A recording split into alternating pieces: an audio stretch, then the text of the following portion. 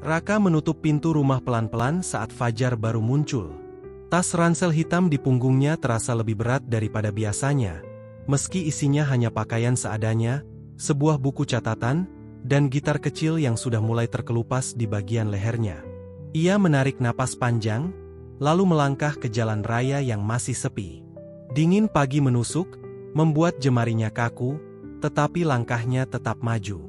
Ia meninggalkan sebuah rumah sederhana yang penuh pertengkaran.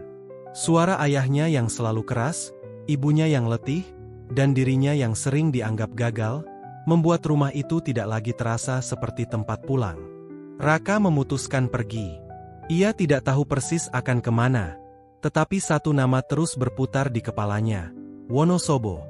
Bagi Raka, Wonosobo bukan sekadar kota di peta. Ia mendengar cerita tentang sejuknya Dieng, tentang kopi dan kabut yang menyelimuti lereng. Baginya, Wonosobo adalah simbol dari hidup yang lebih baik, sebuah mimpi sederhana yang mungkin bisa menyelamatkannya dari rasa hampa. Perjalanan Raka dimulai dari terminal kecil di kotanya.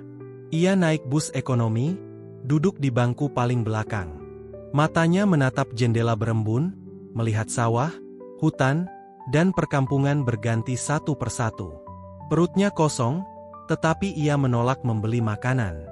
Uang di sakunya hanya cukup untuk ongkos dan mungkin roti murah. Siang itu bus berhenti di kota yang lebih besar.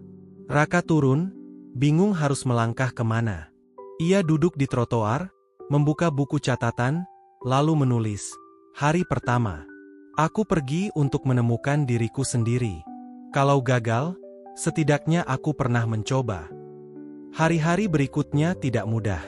Ia tidur di pos ronda, kadang di bangku taman. Malam terasa panjang, dingin menusuk, dan suara anjing liar sering membuatnya terjaga. Ia pernah menatap kosong ke langit, gitar kecilnya berada di samping, dan matanya basah tanpa sadar. Bukan hanya karena lapar, tetapi karena perasaan sendiri yang makin menekan. Namun setiap kali ia hampir menyerah, ia memegang erat gitar itu. Dengan memainkan satu dua lagu, hatinya sedikit lebih ringan. Dalam perjalanannya, Raka bertemu orang-orang yang juga membawa beban hidup. Seorang sopir truk yang memberinya tumpangan, sambil berkata singkat, "Hidup itu tidak pernah lunak, nak. Tapi kau harus keras kepala." Ada pula seorang perempuan parubaya penjual nasi bungkus yang memberinya makan gratis, hanya karena melihat ia menatap lama ke warungnya tanpa berani masuk. Mereka bukan penyelamat, hanya sekilas hadir, tetapi meninggalkan jejak yang membekas. Meski begitu, tidak semua orang baik. Pernah ia kehilangan uang sisa tabungan setelah tertidur di terminal. Hari itu ia merasa hancur, duduk lama di sudut dengan kepala tertunduk. Tetapi anehnya, justru saat itu ia menulis lagi di buku catatannya, "Kalau aku jatuh, aku harus bangkit. Kalau tidak, semua ini sia-sia." Musim hujan datang. Malam terasa semakin berat. Raka mulai ragu apakah mimpinya ke Wonosobo sekadar ilusi. Ia sering membayangkan dirinya kembali ke rumah, tetapi bayangan ayahnya yang marah membuat langkahnya menolak mundur. Ia memutuskan bertahan, meski hanya dengan mimpi yang semakin samar. Beberapa bulan kemudian, Raka berhasil sampai ke kota Wonosobo. Ia berdiri di tepi alun-alun, menatap langit yang dipenuhi kabut tipis. Udara sejuk menusuk paru-paru, dan dari kejauhan terlihat gunung berdiri gagah. Di sekelilingnya, orang-orang lalu lalang, sibuk dengan urusan masing-masing. Saat itu ia mencium aroma jahe yang kuat. Di pinggir alun-alun, seorang pedagang mendorong gerobak kecil bertuliskan "Wedang Ronde Hangat". Raka menghampiri, merogoh sisa uang koin di sakunya, dan memesan satu mangkuk. Air jahe panas mengepul, bulatan ronde kenyal mengapung bersama kacang tanah dan potongan roti tawar. Ia menyeruput pelan. Hangatnya merambat dari lidah ke seluruh tubuh, seakan menenangkan dingin perjalanan yang panjang. Raka duduk di bangku kayu sederhana dekat pedagang itu. Untuk pertama kalinya setelah berbulan-bulan, ia merasa seperti manusia biasa yang punya tempat di dunia.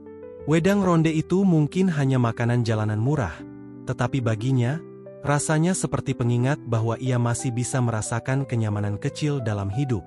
Ia sadar, mungkin Wonosobo bukan surga yang ia bayangkan. Tetapi perjalanan ini telah mengubahnya. Dari seorang remaja yang hanya ingin lari dari rumah, ia belajar bahwa dunia tidak selalu ramah, tetapi juga tidak sepenuhnya kejam. Ada orang asing yang bisa memberi secercah harapan, ada rasa sakit yang bisa membentuk keteguhan. Ia menatap kabut yang turun pelan, lalu membuka buku catatannya lagi. Tulisannya kali ini berbeda. Wonosobo mungkin bukan akhir dari segalanya. Tapi perjalanan inilah yang membuatku belajar arti bertahan. Kalau aku bisa melewati hari ini, besok mungkin akan lebih terang. Aku harus terus melangkah, seperti prajurit yang tidak berhenti, meski jalannya berat. Sore itu matahari malu-malu muncul di sela awan, menyinari alun-alun yang dipenuhi keluarga dan anak-anak kecil berlarian. Raka menaruh mangkuk kosongnya di samping, lalu memetik gitar kecilnya. Suaranya serak, tetapi tegas. Lagu sederhana mengalun, bukan untuk orang lain, melainkan untuk dirinya sendiri.